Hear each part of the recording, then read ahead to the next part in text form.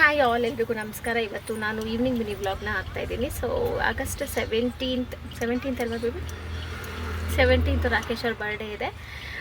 So ಅದಕ್ಕೆ ನಾವೆಲ್ಲ purchasing ಹೋಗ್ತಾ ಇದ್ದೀವಿ. ರಾಕೇಶ್ ಅವ್ರಿಗೆ ಬಟ್ಟೆ ತೊಗೊಂಬರೋಣ ಅಂತ ಹೇಳಿ.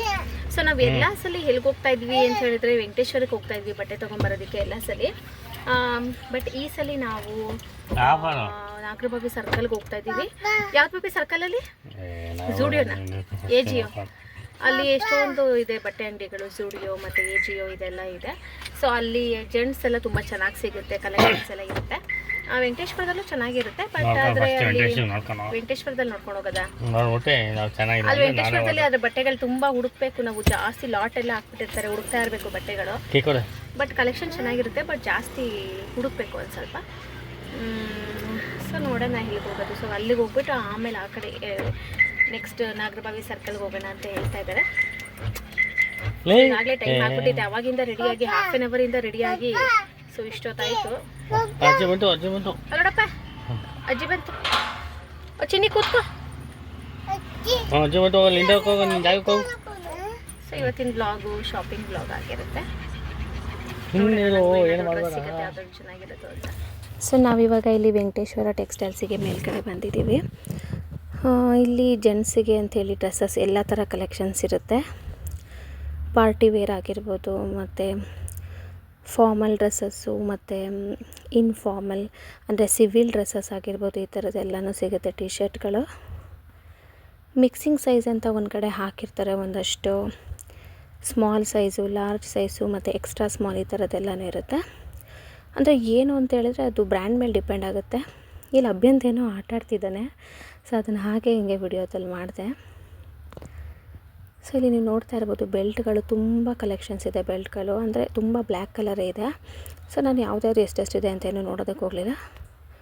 ಬಟ್ ತುಂಬ ಇದೆ, ಬಟ್ ಎಲ್ಲ ಒಂದೇ ಡಿಸೈನ್ ಇದೆ. ಸೊ ಇದು ಟೈಗಳು ಬಂದು ತುಂಬಾ ಡಿಫ್ರೆಂಟಾಗಿ ಡಿಫ್ರೆಂಟ್ ಕಲರ್ಗಳಿದೆ, ಬೇರೆ ಬೇರೆ ಕಲರ್ಗಳು. ಅಂದರೆ ಇದು ಯಾವುದು ಫಾರ್ಮಲ್ ಅಂತ ಅನ್ನಿಸ್ತಾ ಇಲ್ಲ. ಟೈಸ್ ಎಲ್ಲನೂ ಎಲ್ಲ ಡಿಸೈನ್ ಆಗೇ ಇತ್ತು. ಮತ್ತು ವೇಸ್ಟ್ ಕೋಟ್ಗಳು ಬಂದು ಇಲ್ಲಿ ತುಂಬಾ ಜಾಸ್ತಿನೇ ಇತ್ತು ಕಲೆಕ್ಷನ್ಸು. ವೇಸ್ಟ್ ಕೋಟ್ಗಳು ಬಂದು ಅಂದರೆ ಎಲ್ಲ ಹಾಫ್ ಇದೆ. ಇಲ್ಲಿ ಫುಲ್ಲು ಸಫಾರಿ ಥರದ್ದೆಲ್ಲ ಯಾವುದೂ ಇರಲಿಲ್ಲ. ಅಂದರೆ ಈ ಥರದ್ದು ಹಾಫ್ ಇದೆ, ಸ್ಲೀವ್ಲೆಸ್ ಥರದ್ದು. ಸೊ ಅಂದರೆ ಒಳಗಡೆ ಒಂದು ಫಾರ್ಮಲ್ ಶರ್ಟ್ ಹಾಕ್ಕೊಂಡು ಮೇಲ್ಗಡೆ ಈ ಥರ ಹಾಕ್ಕೊಳ್ಳೋ ಥರದ್ದು ಚೆನ್ನಾಗಿತ್ತು ವೇಸ್ಟ್ ಕೋಟ್ಗಳಿವೆ. ಆ್ಯಂಡ್ ಟ್ರಯಲ್ ರೂಮ್ಗಳು ಬಂದು 3 ಟ್ರಯಲ್ ರೂಮ್ಗಳಿವೆ. ಸೊ ರಶ್ ಅಂದರೆ ತುಂಬ ರಶ್ ಇತ್ತು. ಸಂಡೇ ಸ್ಯಾಟರ್ಡೆ ವೀಕೆಂಡ್ಗಳಲ್ಲಂತೂ ತುಂಬಾ ರಶ್ ಇರುತ್ತೆ. ಸೊ ಅದರಿಂದ ನಾವೇನು ಅಂದರೆ ಒಂದಷ್ಟು ಡ್ರೆಸ್ಗಳು ಯಾವುದು ನಮಗೆ ಸೆಲೆಕ್ಟ್ ಆಗಿರುತ್ತೆ, ಒಂದಷ್ಟು ಡ್ರೆಸ್ಗಳನ್ನ ಸೆಲೆಕ್ಟ್ ಮಾಡ್ಕೊಂಬಂದು ಅದನ್ನು ಒಂದೊಂದಾಗಿ ಟ್ರಯಲ್ ನೋಡಿ ಯಾವ್ದು ಸೂಟ್ ಆಗುತ್ತೆ ಅದನ್ನು ಬಿಲ್ ಹಾಕ್ಸೋದು, ಈ ಥರ ಪ್ರೊಸೀಜರ್ಗಳಿರುತ್ತೆ ಇಲ್ಲಿ. ಸೊ ಅಲ್ಲಿ ಲ್ಯಾವೆಂಡರ್ ಕಲರ್ದು ಸೆಲೆಕ್ಟ್ ಆಯಿತು. ಚೈನಾ ಕಾಲರ್ ಥರದ್ದು ಅಂದರೆ ಫಾರ್ಮಲ್ ಶರ್ಟು ಸೆಲೆಕ್ಟ್ ಆಯಿತು ರಾಕೇಶ್ ಅವ್ರಿಗೆ. ಸೊ ಇಲ್ಲಿ ನ್ಯೂ ಅರೈವಲ್ಸ್ ಹಾಕಿದ್ದಾರೆ ವಿಂಟರ್ ಜಾಕೆಟ್ಸ್ದು. ಇಲ್ಲಿ ನೋಡ್ತಾ ಇರ್ಬೋದು ಸ್ಮಾಲ್ 38 ಅಂತ ಹಾಕಿದ್ದಾರೆ. ಮತ್ತು ಒಂದೊಂದು ಏನು ಅಂತ ಹೇಳಿದ್ರೆ ಲೇಡೀಸ್ರಲ್ಲಿ ಈ ಸ್ಮಾಲ್ ಅಂತ ಇರುತ್ತೆ, ಬಟ್ ಅದು ಒಂದೊಂದು ಕಂಪ್ನಿ ಮೇಲೆ ಅದು ಲೂಸ್ ಆಗಿರುತ್ತೆ ನಾವು ಹಾಕ್ಕೊಂಡು ನೋಡಿದ್ರೆ. ಮತ್ತು ಒಂದೊಂದು ಕಂಪ್ನೀಲಿ ಮೀಡಿಯಮ್ ಸೈಜು ನಮಗೆ ಫಿಟ್ ಆಗುತ್ತೆ, ಒಂದೊಂದು ಕಂಪ್ನಿದ್ರಲ್ಲಿ ನಮಗೆ ಸ್ಮಾಲ್ ಸೈಜು ಫಿಟ್ ಆಗುತ್ತೆ. ಈ ಥರ ಅಂದರೆ ಅದು ಕಂಪ್ನಿ ಮೇಲೆ ಡಿಪೆಂಡ್ ಆಗುತ್ತೆ. ಸೊ ನಾವು ನೋಡಿಕೊಂಡು ಯಾವ್ದು ಬೇಕು ಅಂಥೇಳಿ ಒಂದು ಮೀಡಿಯಮಲ್ಲಿ ಒಂದು, ಸ್ಮಾಲಲ್ಲಿ ಒಂದು, ಮತ್ತು ಲಾರ್ಜ್ಗೇನು ಹೋಗಂಗಿಲ್ಲ. ಸೊ ಆಲ್ಮೋಸ್ಟ್ ಮೀಡಿಯಮ್ ಸ್ಮಾಲಲ್ಲೇ ನಮಗೆ ಸೆಲೆಕ್ಟ್ ಆಗಿಬಿಡುತ್ತೆ. ಅಂದರೆ ಇಲ್ಲಿ ವೆಸ್ಟರ್ನ್ ಕಲೆಕ್ಷನ್ಸ್ ತುಂಬಾ ಇದೆ. ಜೀನ್ಸ್ ಮೇಲೆ ಹಾಕ್ಕೊಳ್ಳೋ ಥರದ್ದು ಜಾಸ್ತಿ ಟಾಪ್ಸ್ಗಳಿದೆ, ಜೀನ್ಸ್ ಟಾಪ್ಸ್ಗಳು, ಮತ್ತು ಜಂಪ್ ಸೂಟ್ಗಳು, ಲೆಗ್ಗಿಂಗ್ಸು, ಮತ್ತು ಜೀನ್ಸ್ಗಳು, ಆಮೇಲೆ ಪ್ಲಾಜಾ ಕೂಡ ಸಿಗುತ್ತೆ, ಆ್ಯಂಡ್ ಕುರ್ತಿ ಕೂಡ ಸಿಗುತ್ತೆ ನಮಗೆ. ಸೊ ಮಿಕ್ಸೆಡ್ ಆಗಿರುತ್ತೆ ಎಲ್ಲನೂ, ನಾವು ನೋಡಿಕೊಂಡು ತೊಗೊಬೇಕಾಗತ್ತೆ. ಒಂದೊಂದು ಸಲ ಸೈಜ್ ಕೂಡ ಮಿಕ್ಸಿಂಗಲ್ಲಿ ಹಾಕಿರ್ತಾರೆ, ಅದನ್ನು ಕೂಡ ಸೆಲೆಕ್ಟ್ ಮಾಡಬೇಕಾಗತ್ತೆ. ಅಲ್ಲಿ ನೋಡ್ತಾ ಇರ್ಬೋದು ಮಿಕ್ಸಿಂಗ್ ಸೈಜ್ ಅಂತ ಇದೆ. ಮತ್ತು ಈ ಕುರ್ತಾಗಳಲ್ಲಿ ಏನು ಅಂತ ಹೇಳಿದ್ರೆ ಒಂದೊಂದು ವೇಲ್ ಕೂಡ ಸಿಗುತ್ತೆ ನಮಗೆ, ಫುಲ್ಲು ಸೆಟ್ ಇರೋದು ಸಿಗುತ್ತೆ. ನಾನು ಒಂದು ಸಲ ನಮ್ಮ ಬರ್ಡೇಗೆ ರೆಡ್ ಕಲರ್ ತೊಗೊಂಡಿದ್ದೆ, ಫುಲ್ಲು ಸೆಟ್ ಇರೋ ಥರದ್ದು 1000 ಸಮಥಿಂಗ್ ಆಗಿತ್ತು. ಸೊ ಚೆನ್ನಾಗಿತ್ತು ಅದು, ರೆಡ್ ಕಲರ್ ಕ್ವಾಲಿಟಿಯಾಗೇ ಇತ್ತು. ಸೊ ನಾವು ಶಾಪಿಂಗ್ ಮುಗಿಸ್ಕೊಂಡು ಇನ್ನೇನು ಮನೆಗೆ ಹೊರಟ್ವಿ. ಆಲ್ಮೋಸ್ಟ್ 8:30 ಆಗಿತ್ತು, ಯಾಕಂದರೆ ನಾವು ಹೊರಟಿದ್ದೆ ಲೇಟ್ ಅಲ್ವಾ. ಸೊ ಆದ್ದರಿಂದ ಒಂದು 8:30 ಆಗೋಗಿತ್ತು. ಸೊ ಈ ರೋಡಲ್ಲೇ ಇದೆ ವೆಂಕಟೇಶ್ವರ. ಸೊ ನಾನು ಮಿಕ್ಸೆಡ್ ವ್ಲಾಗ್ ಅಲ್ವಾ ಹಾಕ್ತಾ ಇರೋದು. ಸೊ ಅದು ನೆಕ್ಸ್ಟ್ ಡೇ ನಾವು ಇಂಡಿಪೆಂಡೆನ್ಸ್ ಡೇ ಇತ್ತು. ಸೊ ಸ್ಕೂಲಿಂದ ವೈಟ್ ಕಲರ್ ಡ್ರೆಸ್ ಹಾಕಿ ಕಳಿಸಿ ಅಂತ ಹೇಳಿದರು. ಸೊ ಆದ್ದರಿಂದ ನಿಶ್ವಿಕಂಗೆ ವೈಟ್ ಕಲರ್ ಫ್ರಾಕನ್ನು ಹಾಕಿದ್ದೆ ನಾನು. ಸೊ ಈ ಫ್ರಾಕ್ನ ನಾವು ಜಾಸ್ತಿ ಸ್ಕೂಲ್ಗೆ ಹಾಕಿ ಕಳಿಸಿಲ್ಲ. ಸೊ ಫುಲ್ಲು ವೈಟ್ ಆಗಿರೋದ್ರಿಂದ ಮ್ಯಾಚ್ ಆಗುತ್ತೆ ಅಂಥೇಳಿ ವೈಟ್ ಫ್ರಾಕ್ ಹಾಕಿದ್ದೆ. ಸೊ ಅವಳು ಇನ್ನೂ ಟಿಫನ್ ತಿಂತಾಯಿದ್ಲು ಅವತ್ತು. ಸೊ ಬ್ಯಾಂಡ್ ಹಾಕ್ತಿದ್ದಾರೆ ರಾಕೇಶ್ ಅವರು, ನೀವೇ ರೆಡಿ ಮಾಡಿ ಇವತ್ತು ನಾನೆಲ್ಲ ತೊಗೊಂಬಂದು ಕೊಟ್ಟಿದ್ದೆ, ಇದನ್ನೆಲ್ಲ ಹಾಕಿಬಿಡಿ ಅಂತ ಹೇಳಿ. ಸೊ ಪ್ರೀವಿಯಸ್ ಇಯರ್ದೇ ಇತ್ತು ಅವಳದು ಬ್ಯಾಂಡ್ಗಳೆಲ್ಲನೂ.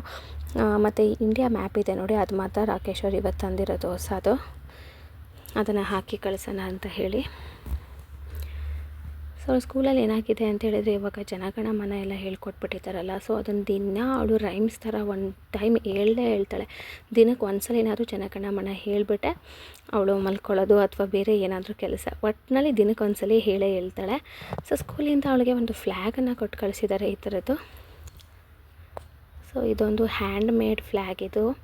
ಅದ್ರ ಮೇಲೆ ಹ್ಯಾಪಿ ಇಂಡಿಪೆಂಡೆನ್ಸ್ ಡೇ ಅಂತ ಬರೆದಿದ್ದಾರೆ. ಸೊ ಆರೆಂಜ್ ಕಲರ್ ಮತ್ತು ಗ್ರೀನ್ ಕಲರ್ ಡ್ಯಾಪ್ ಮಾಡಿದ್ದಾರೆ. ಸೊ ನನಗೆ ಅನಿಸುತ್ತೆ ಅದು ಯೂಶ್ವಲಿ ಬೆಂಡಿಯಿಂದ ಡ್ಯಾಪ್ ಮಾಡಿದ್ದಾರೆ ಅಥವಾ ಏನಾದರೂ ಒಂದು ಕಾಟನ್ ಇದನ್ನು ಯೂಸ್ ಮಾಡಿಕೊಂಡು ಡ್ಯಾಪ್ ಮಾಡಿದ್ದಾರೆ ಅಂತ ಹೇಳಿ. ಸೊ ಹ್ಯಾಂಡ್ಮೇಡ್ ಫ್ಲ್ಯಾಗ್ ಇದು. ಸೊ ಅದನ್ನು ಕೂಡ ವಿಡಿಯೋದಲ್ಲಿ ಮಾಡ್ತಾಯಿದ್ದೀನಿ. ನಿಶು ಸ್ಕೂಲಿಂದ ಕೊಟ್ಟು ಕಳಿಸಿರೋದು. ಮತ್ತು ನಮ್ಮ ಮನೆ ಹತ್ರ ಏನು ಅಂತ ಹೇಳಿದ್ರೆ ಸ್ಕೂಲ್ಗಳಿವೆ, ಸ್ಕೂಲಿದೆ ಮತ್ತು ನೋಬಲ್ ಸ್ಕೂಲಿದೆ. ಸೊ ಅವರು ಹೀಗೆ ರೋಡ್ ಶೋ ಬರ್ತಾರೆ ಇಂಡಿಪೆಂಡೆನ್ಸ್ ಡೇ ದಿನ. ಅಂದರೆ ಮಕ್ಕಳಿಗೆಲ್ಲನೂ ಫ್ರೀಡಮ್ ಫೈಟರ್ಸ್ ಥರ ರೆಡಿ ಮಾಡಿ ಆ್ಯಂಡ್ ಸೋಲ್ಜರ್ಸ್ ಥರ ಡ್ರೆಸ್ಸೆಲ್ಲ ಔಟ್ಫಿಟ್ಗಳನ್ನು ಹಾಕ್ಕೊಂಡು ಸೊ ಬ್ಯಾಂಡ್ ಸಮೇತನೇ ಅವರು ಬರ್ತಾ ಇರ್ತಾರೆ. ನೀವು ನೋಡ್ತಾ ಇರ್ಬೋದು, ಫ್ಲ್ಯಾಗ್ ಇಟ್ಕೊಂಡು ಭಾರತ ಮಾತೆ ರೆಡಿಯಾಗಿ ಬರ್ತಾ ಇದ್ದಾರೆ ಫ್ಲ್ಯಾಗ್ ಇಟ್ಕೊಂಡು. ಸೊ ಇವರು ನನ್ನ ಜೊತೆ ಕೊಟ್ಕಪಳ್ಳಿ ಸುತ್ತ ಒಂದು ರೌಂಡ್ ಬರ್ತಾರೆ ಅಂತ ಹೇಳಿ. ಸೊ ಅದರದೇ ಒಂದು ಸೌಂಡ್ ಇದೆ, ಅದು ಬ್ಯಾಂಡ್ ಸೌಂಡ್. ಸೊ ಅದು ಕೇಳಿಸ್ಲಿ ಅಂತ ಹೇಳಿ ನಾನು ಇವತ್ತು ಇದನ್ನು ಸ್ವಲ್ಪ ಮ್ಯೂಟ್ ಮಾಡ್ತೀನಿ.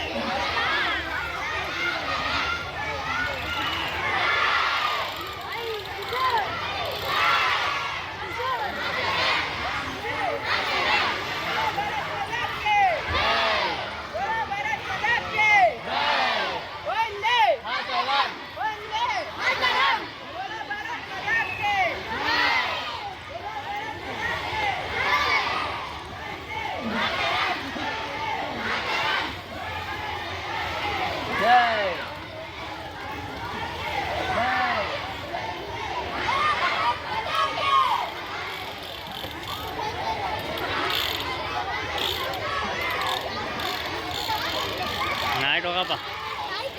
Oh, apaan?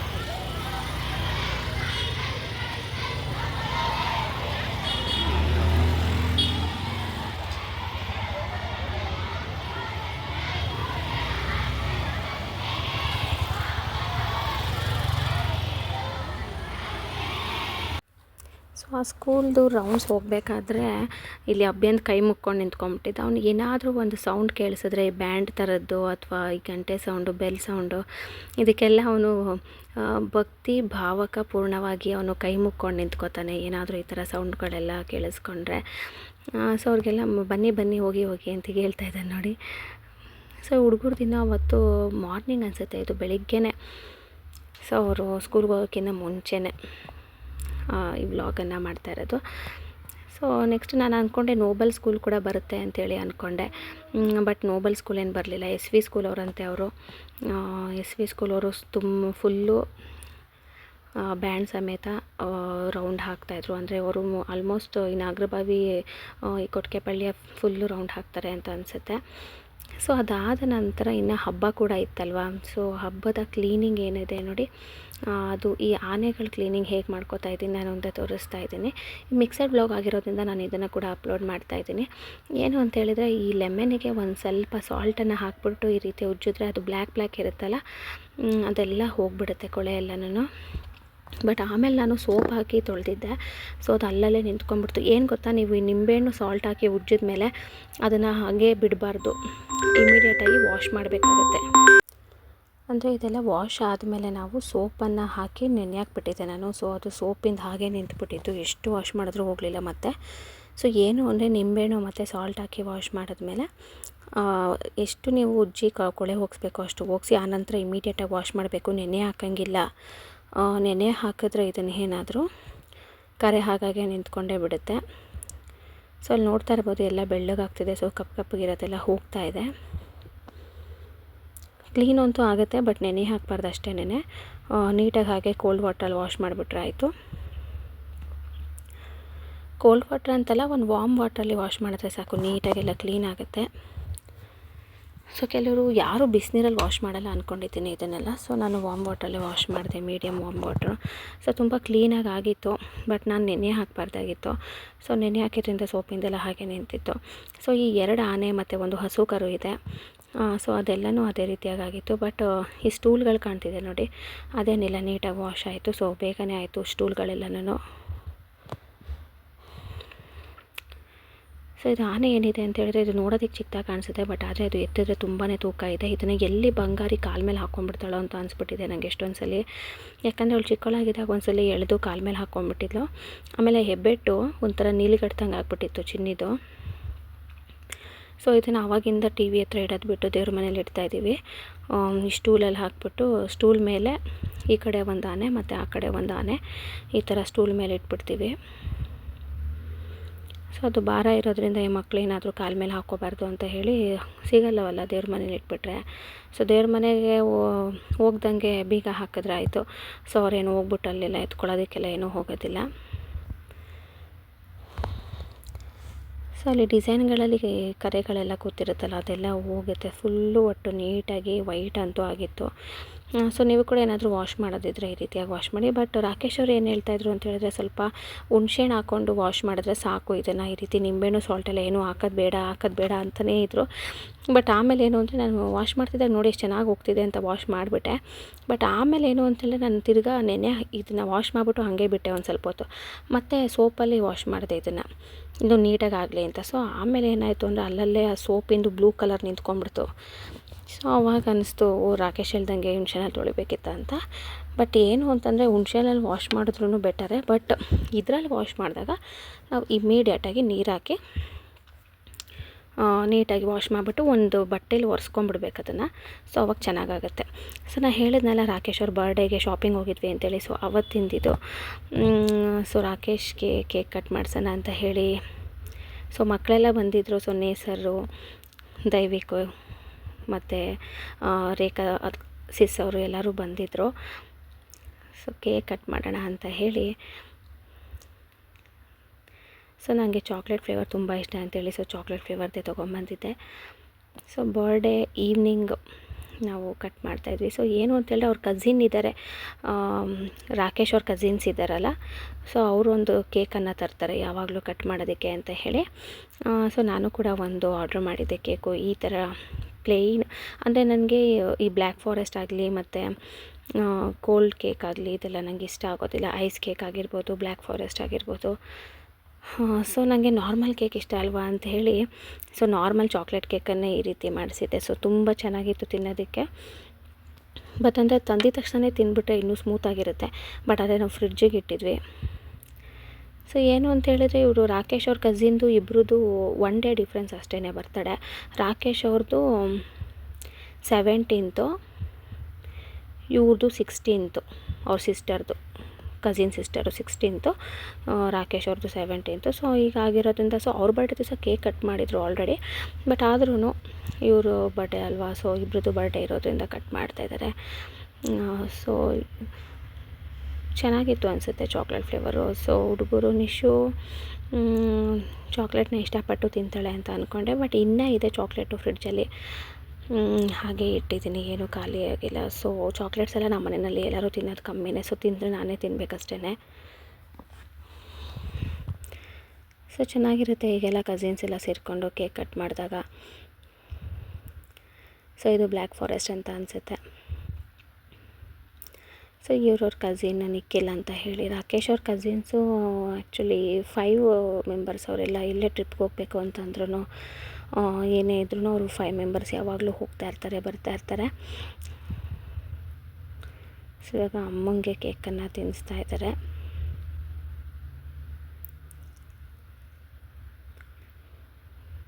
ಸೊ ಇವರು ಕೂಡ ಅವ್ರ ಕಸಿನ್ ಪ್ರಶಾಂತ್ ಅಂತ ಹೇಳಿ. ಸೊ ಬರ್ಡೇ ಅಂತ ಇದ್ದಾಗ ಅವ್ರ ಕಸಿನ್ಸ್ ಎಲ್ಲ ಸೇರಿಕೊಂಡು ಕೇಕ್ ಕಟ್ ಮಾಡ್ತಾರೆ ಇಲ್ಲಿ ಮನೆಯಲ್ಲೇ.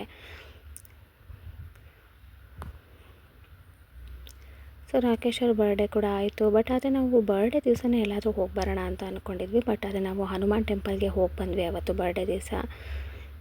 ಸೊ ಅದನ್ನು ಕೂಡ ನಾನು ವಿಡಿಯೋ ಮಾಡಿದ್ದೀನಿ. ಬಟ್ ಆದರೆ ಇದು ಮಿಕ್ಸೆಡ್ ಬ್ಲಾಗ್ ಆಗಿರೋದ್ರಿಂದ ಅದನ್ನು ಮಧ್ಯದಲ್ಲಿ ಹಾಕಲಿಕ್ಕೆ ಹೋಗಲಿಲ್ಲ ದೇವಸ್ಥಾನದ್ದು.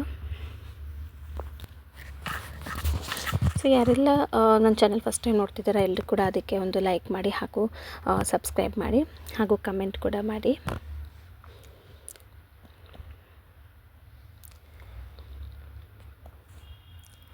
ಸೊ ಚಿನ್ನಿ ಕೆಳಗಡೆನೇ ಕೂತ್ಕೊಂಡ್ಬಿಟ್ಟಿದ್ದಾಳೆ ಕೇಕ್ನ ನೋಡಿಕೊಂಡು. ಚಿನ್ನಿಗೆ ಕೇಕ್ ಅಂದರೆ ಅದು ನೋಡೋದಕ್ಕೆ ಇಷ್ಟ ಅವಳಿಗೆ. ಅವಳು ತಿಂದದ್ದು ಸ್ವಲ್ಪನೇ ನಿಶ್ವಿಕ ಕೇಕು, ಆದರೆ ಅವಳಿಗೆ ನೋಡೋದೇ ಒಂದು ಖುಷಿ, ಈ ಕೇಕು, ಕ್ರೀಮು, ಚಾಕ್ಲೇಟು ಇವೆಲ್ಲನೂ.